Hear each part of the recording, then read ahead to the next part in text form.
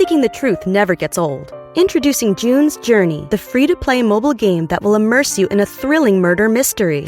Join June Parker as she uncovers hidden objects and clues to solve her sister's death in a beautifully illustrated world set in the Roaring '20s.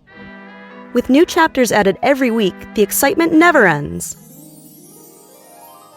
Download June's Journey now on your Android or iOS device, or play on PC through Facebook Games.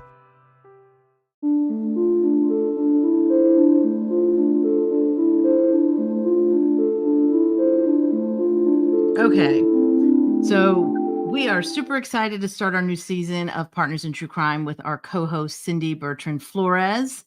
She is a genealogist with a company called Genetic Genealogist. Go on.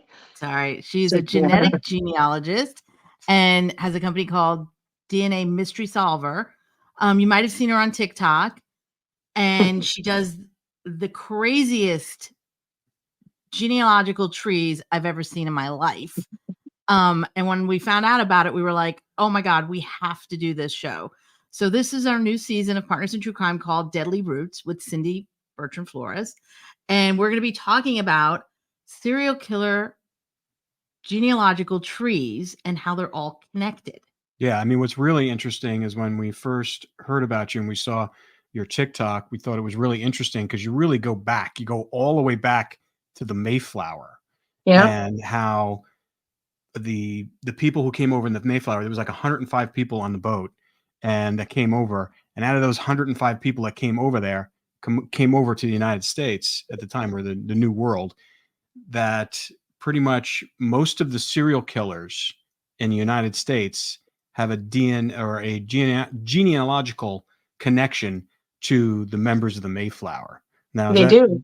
Mm-hmm. So why don't we start off right there and just, first of all, how did you discover this? And how does one even attempt to look at all this data information going back hundreds of years? So it started off innocently enough. I had just finished a friend of mine's family tree, and it happened to be around Halloween time. So as a quirky gift, I thought, I want to see if she's related to Charles Manson because she's very much into serial killers. I am not. And so I built up Charles Manson's family tree to see if they were related, and they were. I was like, oh, that's cool. Wouldn't it be cool if she was related to Jeffrey Dahmer? And she was. And I said, there seems to be a pattern here. I was like, one more, I'm going to do one more. I'm going to do John Wayne Gacy. And she was related to him as well. And so I was like, oh, that's going to tickle her. But what I noticed was that the surname Fuller kept coming up. And I said, that's odd. And I kept going. And I had only done 5 trees, but in the first 5 trees, that Fuller name kept coming up. And I was like, okay, now I need to look into that to see if it's the same Fuller guy on each line that they're all related to. And that's how I made the connection to the Mayflower. And I was like, whoa. And so I started digging into this Fuller guy. My brother also very much into serial killers and studying them. And I said, like, all of these people descend from this guy. He's like, well, I wonder if that's kind of a sign that you might be a serial killer if. And the more killers I add to the tree, my brother would just give me names and I'd start plugging them. At one point, I think for the first 10 family trees, I built all the killers' trees out separately. So, but then I would link them up to my friend's tree. And at one point I was like, this is way too much work to do their trees 2 times. Link them in on one line, to see how they're connected to her. And so I was like, enough is enough. I'm gonna put them in the tree, and I'm gonna detach parents so I could have them float and then build their tree out, find the common ancestor, and merge the profiles. So they're all in one big tree. So now the tree is 67 killers deep, and there are a ton of Mayflower connections, and there's a certain pattern that emerges amongst all of the heavyweight, big hitter serial killers that are all the same. And that's something that was just very evident right from the beginning, that they all have the same type of a pattern to their family trees. So, and then it was like, okay, now I need to look into these Mayflower guys. Like, who are these same Mayflower guys that all these killers are descended from? And though there were 102 passengers, half of the Mayflower people died the first winter. So there were 52 that survived the first winter, but there were 2 more that died the following spring. So that leaves only 50 people. That is a lot of serial killers. Like we have 24 serial killers that descend from the Mayflower. And in my tree, I have included all the people with short-lived roots. So they might be second generation American, third generation, but they're in there. So I've basically identified 4 different categories of killers in the tree. So we have 2 northern groups of killers. A lot of them intermingle on both sides. So we have the Pierce Kimballs, Gardners, and then we have the Mayflower murderers. That's what I call them, the Mayflower murderers. And then there's the Virginia. So that's going to be your southern killers. And then there are the ones that are short-lived roots. So there's basically 4 groups of people of, categories that I can put these killers into. And that's insane. Oh, it's insane. So tell me some of the big names that are connected, that are related. Actually, before that, can I ask you a quick question? Yeah. Because I think, because a lot of people think that, genealogy is like, we're all related. So there's there's like a 10% that people that, we're all kind of, can you kind of explain to us why that's not the case with this? Right. So we are all related back to Adam and Eve. So we're all 52nd cousins or greater, but we are not all first, second, third, fourth, fifth, sixth, and seventh, whatever.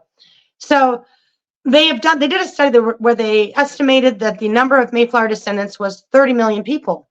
But what I discovered yesterday was it turns out that the way they calculated that did not take pedigree collapse into account.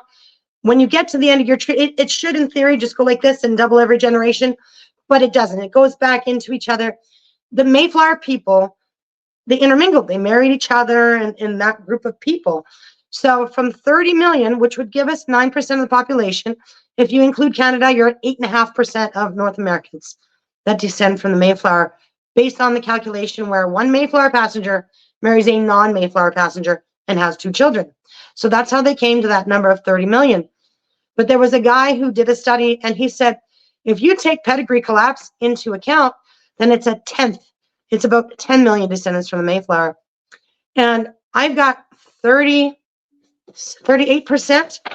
of the killers in the tree that I have, 67 killers, descend from the Mayflower. So from 0.9%, which is what we get if we have 3 million, to 38% of killers that descend from the Mayflower is an enormous jump. That's not 0.9%. That's an enormous jump. So there's definitely something to the fact that they descend from the Mayflower. And more so, 100% of the heavyweight killers, so not helpers like Otis Toole and Roy Norris, they don't have the exact same pattern. They're missing 1 or 2 of those key ingredients, but 100% of the other ones all have the same exact type of modern day killers, have the same type of tree. The one you said a term there that I understand. You talked about pedigree collapse. What does that mean? Okay, so pedigree collapse is if you build out your family tree, you're going to find that you're related to a certain ancestor more than once. They came from a certain area. So, they had children whose children had children, and they all got married, and you come from a small area. So instead of your family tree going this way and straight out, having single ancestors, you have that same guy over here. He's over here on this side. Then this guy over here is over here. So you can be double, triple, 3 times, 4 times related to the same ancestor. So that's what pedigree collapse is. Interesting. So who are some of the serial killers who you've been able to connect to each other as related? Oh, Lord. They're almost all related to each other. I've got Dean Corll in the tree, John Wayne Gacy, Jeffrey Dahmer. I've got Charles Manson in there, though maybe he didn't do any of the heavy lifting on the one side. He apparently did do some killings. Diane Downs is in the tree. Let me see. I have a very long list if you want to know, but just give us the big ones. Give us like the top. Yeah, like the top. BTK, Jeffrey Dahmer, Ted Bundy. Yeah, Colin Crippen, H.H. Holmes, Jeffrey Dahmer, Edmund Kemper, Joseph James D'Angelo, Douglas Clark, Randy Kraft, Larry Bittaker, Roy Norris, David Carpenter, Eileen Warnos. They're all in here. Paul Bernardo, like these are all, big wig killers, and they're all in the tree. I did all of the high profile killers, and now I've started to do ones that have high volumes of victims but are lesser known. Yeah. To see if their pattern matches as well. So yeah, the biggest question everybody was saying is, aren't we all related to the Mayflower? So right. We're not all related. We're definitely not. Definitely not. And again, it depends on when your ancestors came over. So like some people only came over in the 1800s. Some people came in in the 1900s. Some came in the 1700s. So there were only the population, I believe, of Massachusetts at the time of the first census in 1640. There were only a few thousand people, versus in Virginia, because Jamestown was first, there was already over 10,000 people in Virginia. So, but I'm not getting a ton of connections in the Virginia area. I still have, not all of the trees are finished. So these are my current numbers with the trees that I have finished. And the numbers are like ridiculous that they're all connected to the Mayflower, or they fit into one of 4 groups. So the main family can we talk about some of the main family lines from the Mayflower that are branching off into serial killer trees? Okay, so the Fuller family line, they're Edward Fuller and Samuel Fuller came on the Mayflower. They have a number of killers descending from them. However, if you go up to their father and then their grandfather, you add more serial killers. So up to their grandfather, so that same Fuller line, we have 12 serial killers. John Fuller has the highest amount of serial killers that descend from one guy. So all of those serial killers are related to each other via that one line. And then we have Stephen Hopkins has a number of serial killers related to him. The Eaton line, so I believe his name is Thomas Eaton. I'd have to look, but I believe it's Thomas Eaton, has only one killer directly descended from him. He was a Mayflower passenger. But again, once you get to the father or the grandfather, so the same Eaton line, the numbers blow up exponentially. On the Eaton line, we have, let me just look here. Eaton.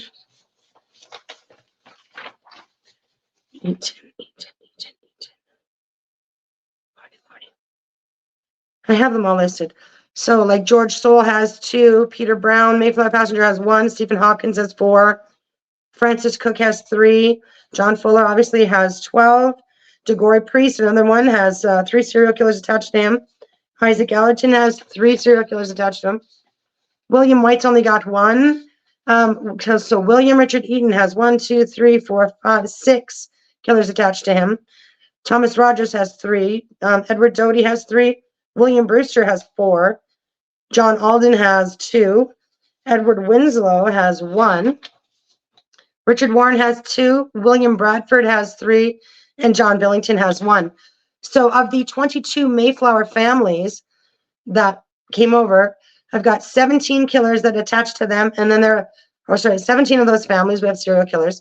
6 of them, there are no serial killers. So that gives us 23, but there was one guy who didn't come over as a family. He came over as a single, and he ended up marrying. And so that's how we have that line. Wow, that's crazy. So when you first discovered this, after you were doing this kind of random kind of search for your friends, when you realized the magnitude of how many people are connected, what was that like? It must have been like an aha moment for you. I mean, it really was. It blew my mind. I was like, what? And then it made me really want to dig further and find out what went down on the Mayflower that all these killers are related to those specific family lines. I build out trees all day long for people. Not very many descend from the Mayflower, let alone a bunch of them. Now, if I had done a family tree for, let's say, 10 different hairdressers, and they were all related to one guy, well, I'm going to look at that guy for the hairdresser gene, because that would be an astronomical number of some people with the same career, to be related to one person. So it's by this research, we're able to say that there's a very strong plausibility that there's a serial killer gene. 100%. There's definitely a serial killer gene. And that was what, and then there's the sins of the father. It's biblical that, the sin of, like the sins of the father are visited upon 3 to 4 generations. And so we know that all those serial killers had demons attached to them. A lot of them were possessed. And so the sins of the father really rings true in my mind, because it lines up with science. Science agrees that even a child in their mother's womb, you're in your grandmother's womb, and the traumas are visited for, they've already proved scientifically, at least 3 generations. And that's what it says in the Bible, right? So if the sin perpetuates and keeps going down and is unbroken, and somebody hasn't broken the generational curse, then it's going to end up in you. And all these modern day serial killers, all tend to be related to the same person. So that makes me want to wonder what was going on with the Mayflower passengers, look into why they really came over, but what really happened, and what kind of people were they? Were they killers themselves? Like, what's going on with these family lines? Which is shocking, because as Americans, this is our history. We look at the Mayflower as this symbol of, freedom, liberty, people that were looking for a better life, people that were coming to the United States to build something. And a lot of the people who did descend from the Mayflower went on to do amazing things. They're not all serial killers. So it is interesting that there's this DNA genetic tie to some of the major serial killers in the United States. And what's also interesting is that there's not the amount of serial killers in the UK, where most of these people came from. Right. Yeah. And the whole part of them leaving for they're being oppressed religiously. So I think we did some preliminary research about that, and we'll talk about that throughout the podcast and future episodes, and how they went off and to Holland, and there was this lot of weird stuff, religious stuff, and then also the people that came over in Mayflower were also the ones that their ancestors were the ones with the Salem witch trials, correct? Yeah. So they were connected to that. And again, that's there's like two branches. So some of the Mayflower might have ended up in the Salem, but most of the serial killers actually are not connected to the Salem witch trials, which is interesting. Like almost not. I think maybe one. But other than that, nobody's really connected to the Salem witch trials. So you have the Mayflower people that came over. Then there was a Great Migration shortly thereafter. So the next boat after the Mayflower came in November of that year. And there's a whole thing to that where I think that there was some cannibalism involved, and possibly some other things we'll get into. But it was more the Great Migration people and the merchant adventurers who funded the Mayflower that were involved in the Salem witch trials, because it happened in an area close, but not too close to the Mayflower, to Plymouth. I thought it was really interesting. I wanted her to look up some recent serial killers. So we looked at the Idaho serial killer. What's his name? Brian Cronenberg or something. But yeah, I've got him in the tree. So when she does, what's his name? I think it's Brian Cronenberg. Koberger. Okay, so I wanted to see, because we've been working with Laura Brand on death row with these serial killers. So there's a lot of questions that we've had. So one of the things was that this latest serial killer, Brian Cronenberg out of Idaho, we wanted to know if he was related to anyone in the tree. So when Cindy did the research, what did you find out about that? Okay, so Brian Koberger is related to them. So he actually, I think he is on the Mayflower. 1 second. Let me find him in my Brian. I have pages full of serial killers. Oh, I do too now. Oh, yes, I know. I send them to you. Brian, where did you go, Brian? I know you're on my list.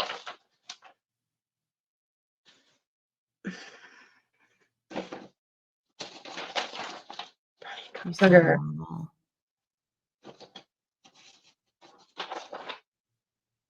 Maybe he's not a Mayflower connection. That's why. Well, Larry is, though. Lawrence Whitaker is, though, right? Yeah. What I found interesting about Brian is that he's related to. Go ahead. That he was a student of basically BTK's. He really studied him. We've talked to BTK's daughter a few times, and she, in fact, she even wrote an article saying that he really was a student of hers, and I think he reached out to BTK. So I don't know if there's any kind of genealogy connection between those two, because he's not related to Larry Whitaker, per my notes. I've got my notes on all the Mayflower connections. So I don't think he has the Mayflower. He is in the second group of, so I highlight them as green. So that's your Kimball, Pierce. So I think he's related to like Ted Bundy, Paul Bernardo. And I'm on my phone. Let's go back. Let's explain the different tiers that you were able to find. So I've been able to group them into 4 different categories of killers. So we have our short-lived roots. I have numbers on that too. I can tell you how many are in the short group. Where are you, notes? I'm so organized. I have all my notes. Okay. So we have 24 Mayflower killers. Okay. We have 12 killers in the tree that have short-lived North American roots, second, third, fourth generation American. So they have no colonial roots at all. There are 6 Canadian killers in the tree. We have 12 that are Southern roots killers. So they're like Virginia. A lot of Kentucky. I have to dig into that. There's a lot of Kentucky involved. And then 6 of the killers are Victorian era killers. So the Victorian era killers, almost all of the killers have a connection to Massachusetts, except for some of the Southern have a little bit of Massachusetts, but primarily the ones that are in the South, they're Texas, Virginia, that basically they came out of the Virginia colony. That's a whole other group, and they have full trees. So I have to look for patterns. They're an entirely different group. But as far as our Massachusetts killers, there are only 2 groups. We've got the Mayflower killers, and then we have the group that are like Norris, Pierce, Morse, Gardner. And I feel those family lines are connected a little bit further down the line, to which we did make one connection that they all just that 2 groups kind of blend. One of the Mayflower on the Allerton line, is it Allerton?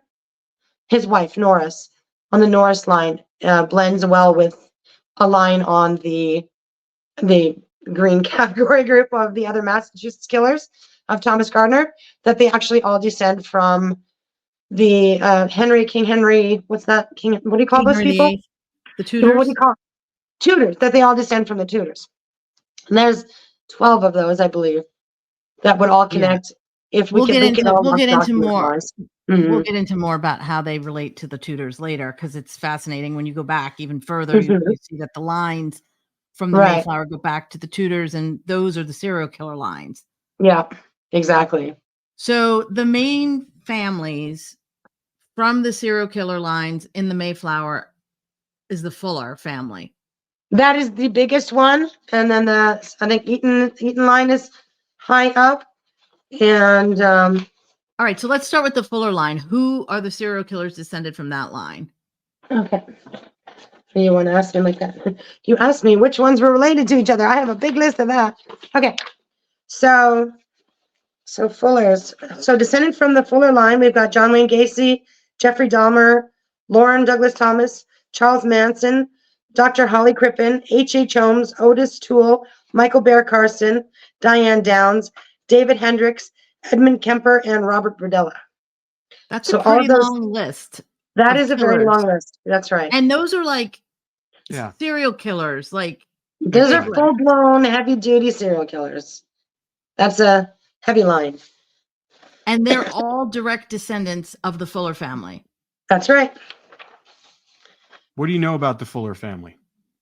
So the 2 boys that came over, they were men, of course, Edward and Samuel Fuller. Their father's name was Robert the Butcher Fuller. I just thought that was funny. The butcher, the butcher of what? What were you hacking up? And they was to their grandfather, so his father, John. I haven't been able to find a ton on him, but I have to get a little deeper into my investigation on the Fuller line. But there's definitely something up. There's a reason that name keeps coming up in trees. It is most definitely not common. Some families have a lot of descendants, but not this guy, because I rarely before had come across the name Fuller in anyone's family tree that I built, and I do this a lot. So there was something interesting about the Fuller line. Yeah. And then, for instance, the Eaton line, we have Joseph James D'Angelo, Lauren Douglas Thomas, Israel Keyes, Ted Bundy, H.H. Holmes, and then Dean Corll. Now, with Dean Corll, I cannot connect it with documents, but there was somebody that did a heavy research, because Dean Corll's primary ancestor that came over, his last name was Heaton/Eaton, so with an H or without the H.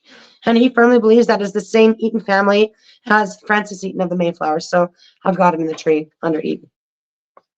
So just between the Eaton family and the Fuller family, we have Ted Bundy, John Wayne Gacy, Jeffrey Dahmer. Yeah. I mean, these are major serial killers. These are, I mean, it'll blow your mind, the ones that are related to each other. In fact, I got there, but let's say, I'm going to tell you, Larry Bittaker is related to 7 serial killers. Ted Bundy is related to 7. John Wayne Gacy, he's related to 23 serial killers. 23. Wow. Edmund Kemper is also related to 23 different serial killers. And Dennis Rader is related to 5. Paul Bernardo is related to 11 serial killers. Herman Mudgett, is related to 18 serial killers. And he was one of the first. Lizzie Borden, she's in the tree. She's related to 6. It looks like I have a page split. So Michael Bear Carson is related to 14. The Salem witch killer? No, San Francisco witch killer. Yeah. Is related San Francisco to witch killer Michael Bear Carson. Yeah. Right. He's related to 14 serial killers. Wow. Right. Jeffrey Dahmer is related to 15. Right. Multiple times related to like John Wayne Gacy and a few other people. So it kind of explains why he was so obsessed with him. It seems that they had some DNA connection. Israel Keys is related to 20 serial killers. Brian Koberger, I told you I had his name in here somewhere, is related to 7 serial killers. Brian Koberger, the Idaho. That's the one you were asking about. I found it. So he's related to 7 serial killers? 7, yeah. He's related to Paul Bernardo, Keith Jesperson, Eileen Warnos, Randy Kraft, Edmund Kemper, David Hendricks, and Dean Coral, the Candyman. And then Lauren Douglas Thomas is related to 16 killers. William Bradford Bishop is related to 11. He was acquitted later after going to prison, but yeah, he did it. Dr. Holly Crippen is related to 12 serial killers. So again, he wasn't a serial killer necessarily because he didn't get busted for it all, but I'm sure he was. And I got a whole Jack the Ripper theory on that, him and H.H. Holmes, because they in fact went to college together, which is very interesting. We're going to get into that theory later. There's a whole lot to it. Otis Toole is related to 14 serial killers. And these are my Mayflower killers that I'm talking about, how many they're related to. Joseph James D'Angelo is related to 11 serial killers.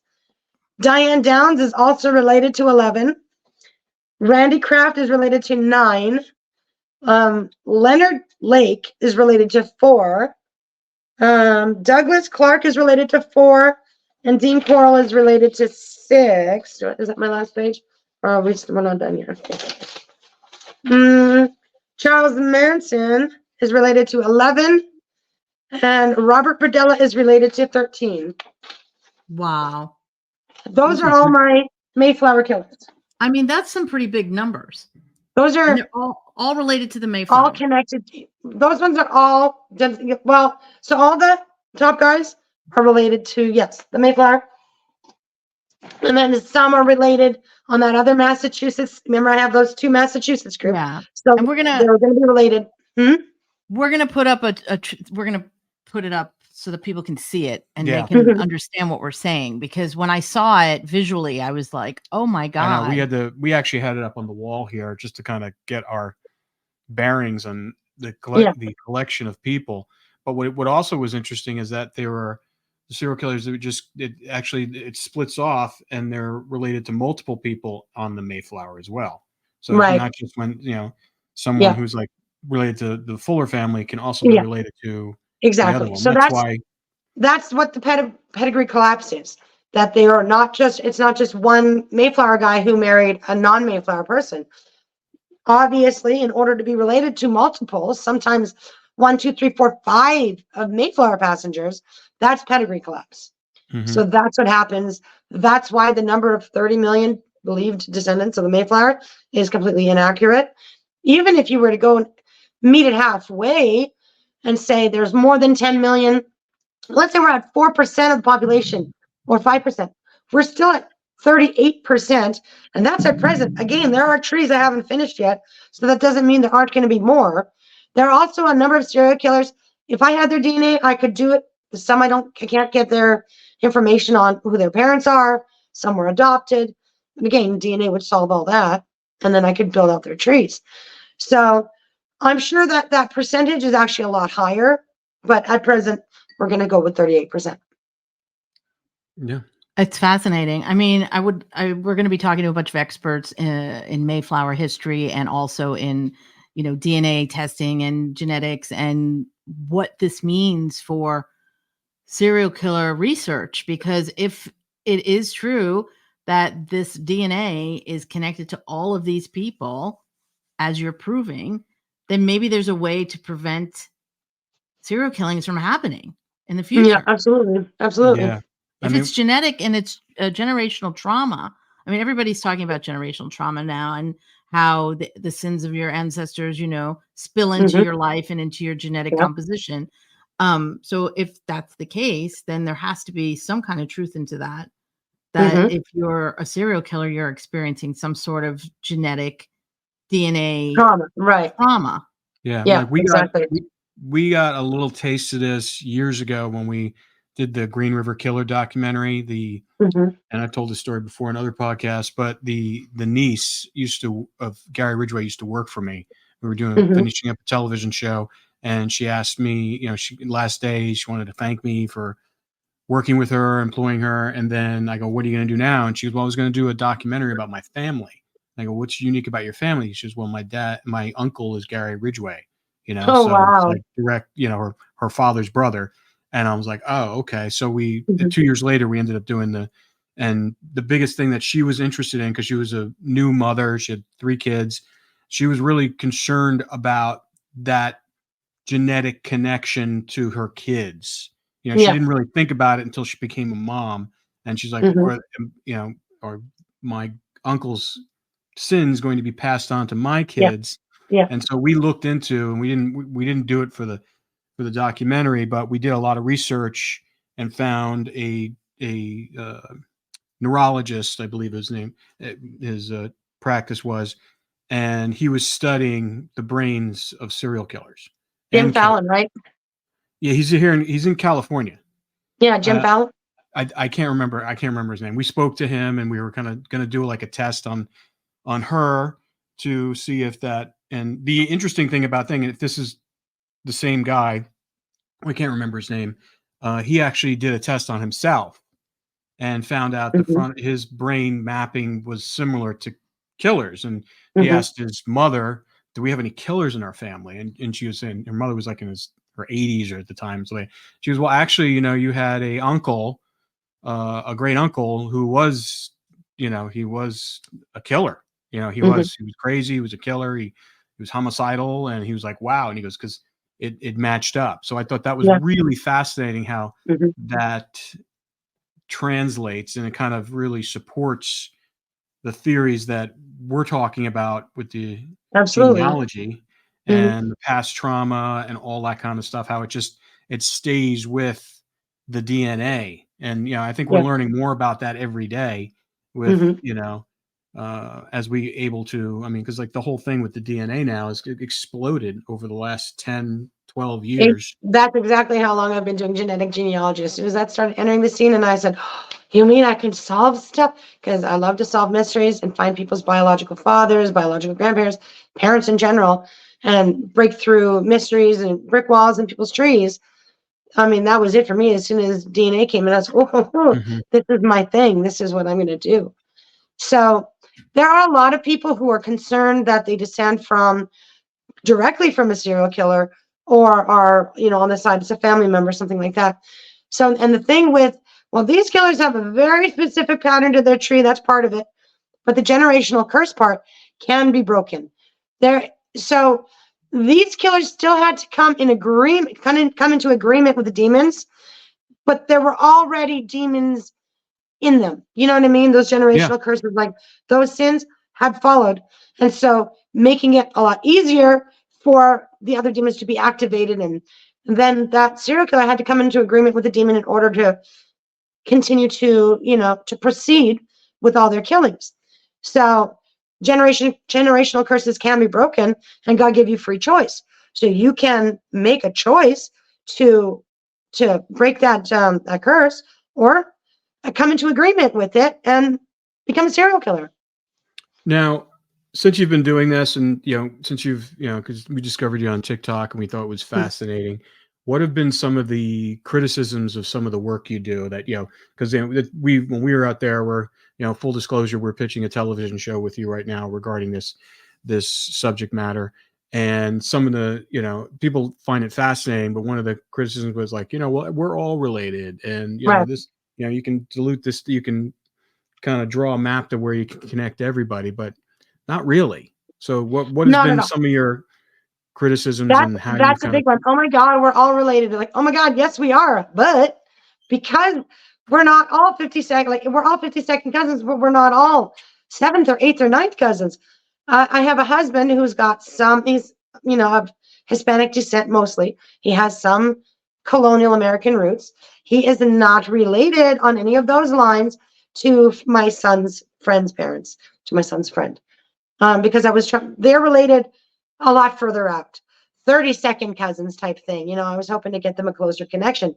So just because, and I mean, like, I'm Canadian, so I happen to actually be related to 7 serial killers who have some Canadian roots. I was like, oh no. Wow. And I did not know. And that's the other thing. Some of these American serial killers are not so American after all. Short-lived roots, right? Sometimes they're second generation American, and before that they were in Canada, or they're basically from Germany, second generation American. So we're not all related. There's an enormous population. There were a lot of immigrants that came over, that intermingled and blended. Not everybody has colonial roots. I happen to have been in Canada for the last almost 400 years. Most of I do have a little bit that's got shorter roots than that, but we're not all related. Especially since not all of these killers have Virginia roots. There are plenty of people in the South. That's why I have a whole separate section of Southern killers. Not everybody's got a link to Massachusetts. And here's an example. Stephen King. I built out Stephen King Street because I said, I had found one ancestor. I was like, I wonder if this is it's a killer line. There's a lot of killers, but I wonder if Stephen King is related to it. And if this is more of a creative mind of killer ancestor, right? So I did look into that. Stephen King is related to almost 0 serial killers. He's related to Larry Bittaker. That's it. That's it. Out of my Toolbox killer. 60, is that who he is? Yeah. Yeah. You don't have to tell me about him. I don't know. I added him in the tree. That's it. That's the only person he's related to. Out of 67, and he has deep Maine roots. He has been in Maine. He has Massachusetts. So there's a celebrity that's related to 1 serial killer out of 67. That should kind of show you what the odds are. Despite having those deep roots and all colonial American, he's only related to 1 serial killer. Does he know that? Does he know that? I don't know. I added him to the tree. I don't know if anybody told him, but I figured that out. Well, he knows it now. It's out there. If he's listening, he knows. But I thought that was interesting. I'm like, that's it. He's related to 1 killer, and that's it. So he's related to one of the victims, because Cindy had asked me to look into one of the victims. So that was the thing I wanted to talk about next, because when we're doing all this stuff, I always find it really scary that these serial killers just randomly pick people, randomly pick people. So I was like, well, maybe there's some kind of genetic memory. Like maybe they see someone and they're attracted to them because they have a genetic DNA recollection of that person. Right. Is there a DNA connection between the victim and the serial killer? Right. So DNA absolutely attracts to itself. And so we're not all related. However, well, closely, you'll find with couples that are married that they're related to each other. My husband, okay, I'm Canadian. My husband is of Hispanic descent with a little bit of British, right? He's related to me. He's like my 14th cousin. I'm Canadian. How? 2 completely different ends am I related to him? However, my brother, I have half siblings, are not related to him at all. So DNA does attract to itself. Yes. As far as I think that the more victims that I add, I see patterns. I found one victim line so far that's got three victims attached to it. I think there was one killer on that line. But what I noticed is that there's patterns to these things as well. So I'm gonna give you an example. Lizzie Borden and Eileen Wuornos are heavily related to each other. Numerous ancestors that they share. So what would be a common denominator amongst those two? I'm 100% positive that Lizzie Borden's father was diddling her and the sister. And I know Eileen Wuornos was sexually abused as well. So, see, victim, that type of a victim, I understand that Eileen Wuornos killed a bunch of people, but she was also a victim herself. So that's the thing that I'm looking for. What are the patterns? What are the ancestors that they're sharing? And then also with the Mayflower women, because there were only 52 people that survived, and then 2 died that winter, there were only 4 surviving adult women. And then there were 4 teenage girls. One was 17, so she was approaching adulthood. And then there were 28 surviving men. 4 women, 28 men, 4 teenagers who then have to take care of the other, all the kids and all the men, take care of their needs. So those women are going to pass them. Imagine the amount of trauma that they had to deal with to take care of all those men and their needs and all those children until the next boat came along in November of that year. So those women are going to hold trauma, and those women are going to pass that down as well. So that's the connection that I'm looking for with victims, is who are they related to? What happened with that common ancestor? That if I find a whole host of them, like I find with the killers, let's say 8 victims related to one person, what happened to that one person? What is the story there?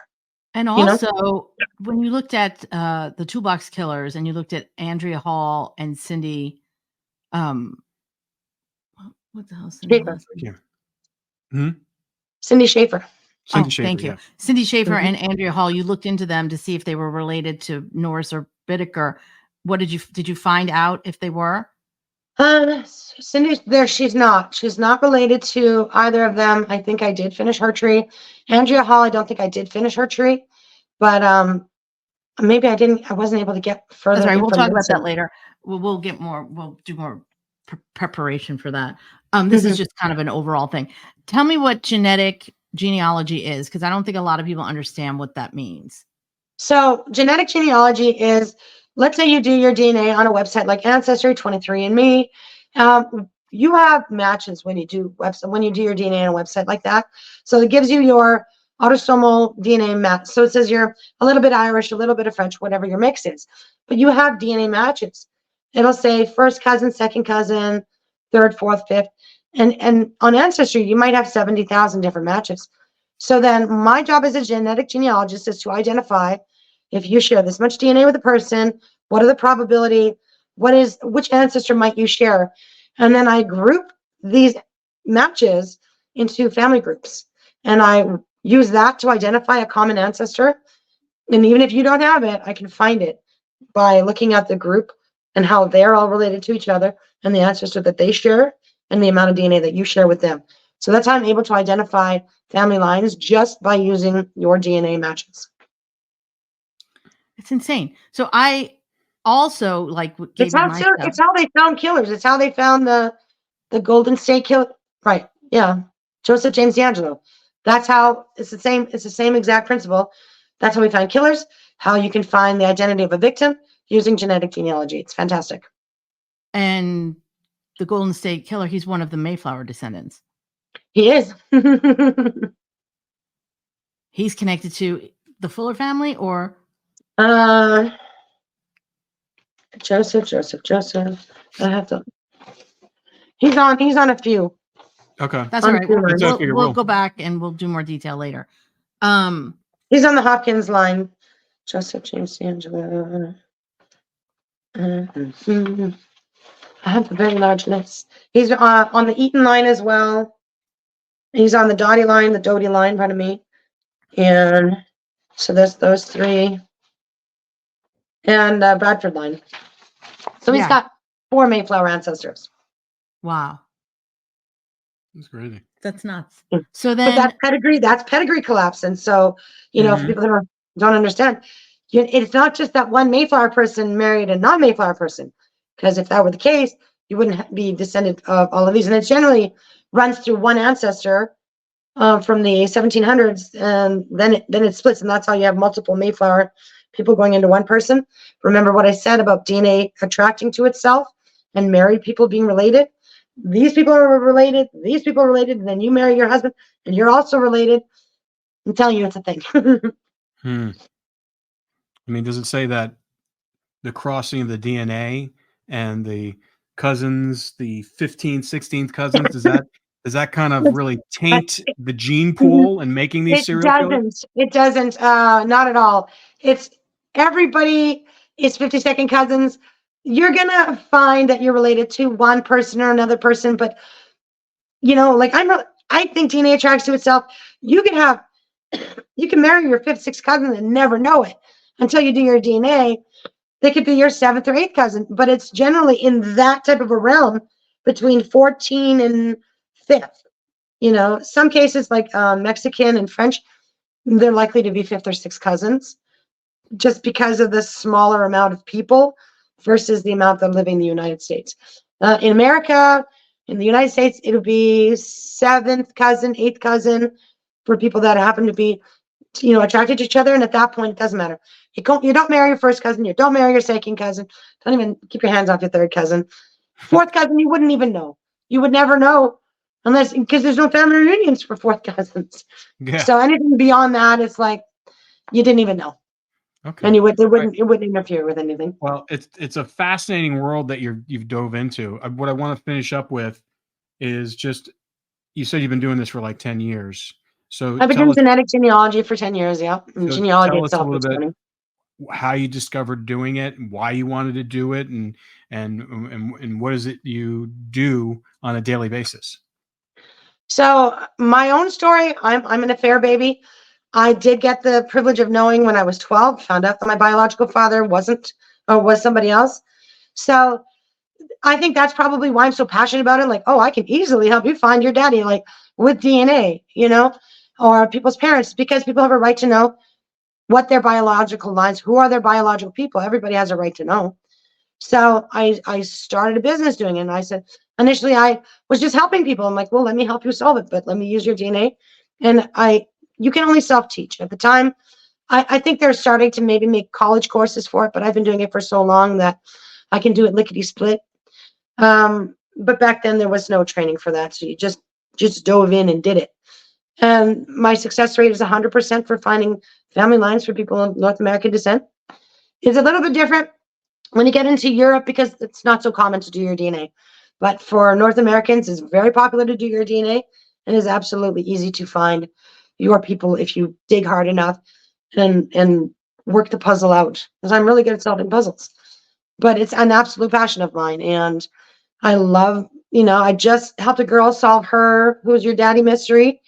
She just reunited with an uncle and a half sister that they didn't even know, so, and they've just ordered their like a sibling test so that she could show proof to her half sister, but she's got new family and she's very excited. Her biological father's passed now, but some people get the shock of their lives when they're 60, 80 years old.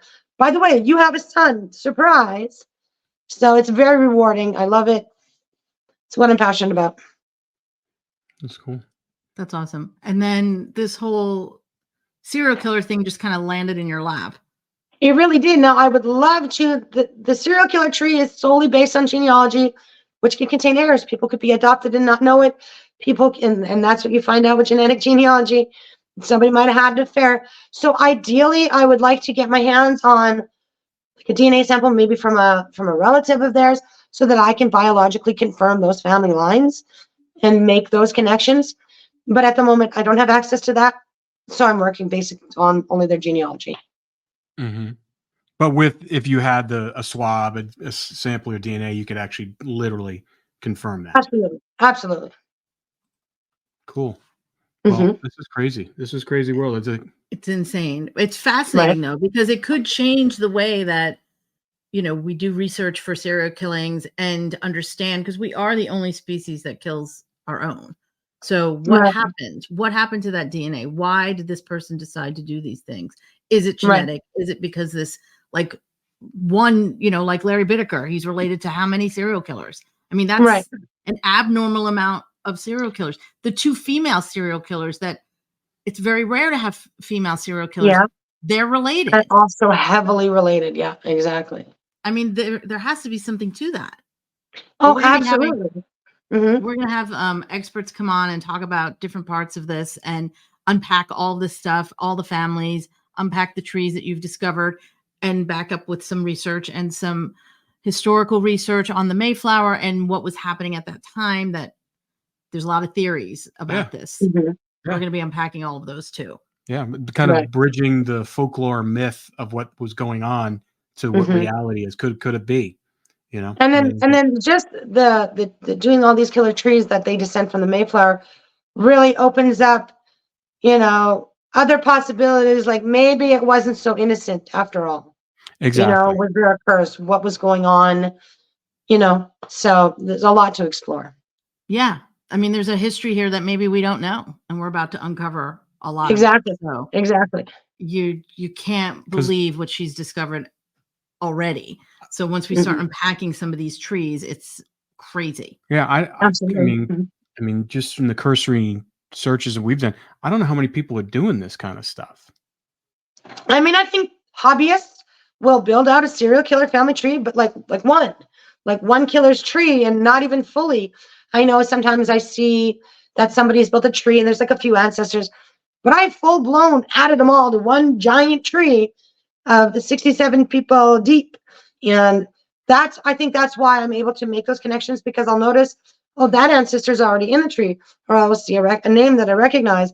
I'm able to merge the profiles, work backwards because trees are very complicated. But if I work backwards from one person, find the killer it's attached to, and I attach a note to the primary killer, then I follow the other line of that person which killer it's attached to, and then I also add a note.